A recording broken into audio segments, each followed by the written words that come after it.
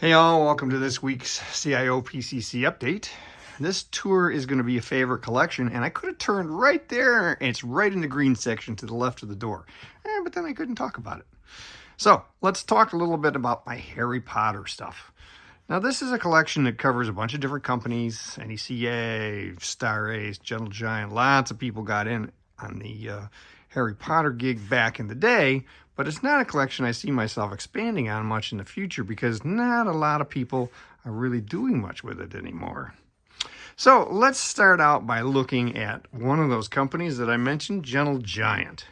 So Gentle Giant did a terrific series of busts that we have over here on the green wall. I'm complete on this set of busts. It took me a while, and I had some help from some friends. They had a few variations. They also did a few of the characters more than once. Some of these are pretty limited. Others they did in the thousands. But it was a nice series that Gentle Giant put together. Metacom did a 6-scale Harry and a Snape. I don't have the Snape.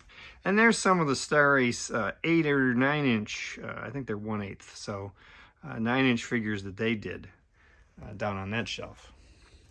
NECA got in on the gig, and you can see they did quite a few figures. The Hagrid's particularly nice. There's some carded ones in back.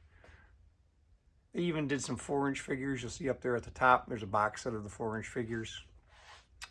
I don't know if I'm complete on the NECA figures. I'm pretty close. I know I've got all the unique characters they did, but I don't know if I've got all the variations they produced.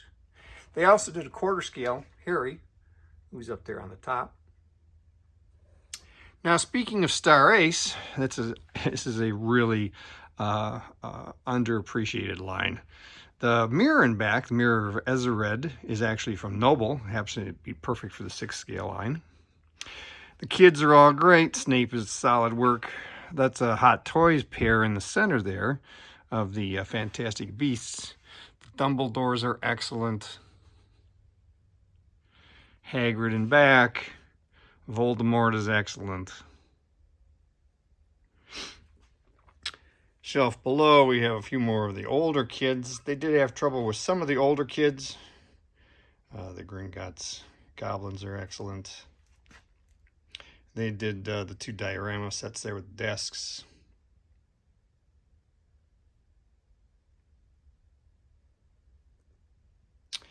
Now, I didn't get every one of the Star Ace figures. They did do some Christmas figures that I thought were kind of stupid. They did one of Hagrid, and they did several of the 3 kids as well. Other Harry Potter includes a line from a company called Popco. Now, if you're in the United States, this 4-inch line is probably not something that you picked up. I think I'm pretty complete on it, but I will admit I have not gone and checked it against a checklist. Down here we have some more of them open. I am missing the common room. It's one of the 3 play sets, the big play sets they did. So I'm keeping my eyes out for that. But it's a terrific 4-inch line. They covered pretty much every character you could want in the Harry Potter universe. Now, of course, Mattel did their work too. So let's come around down this side and look at the Mattel stuff. And I've got some of it carded, but most of it loose. And they did a ton of figures. They did some play sets. The best work, of course, was on the beasts, like the troll,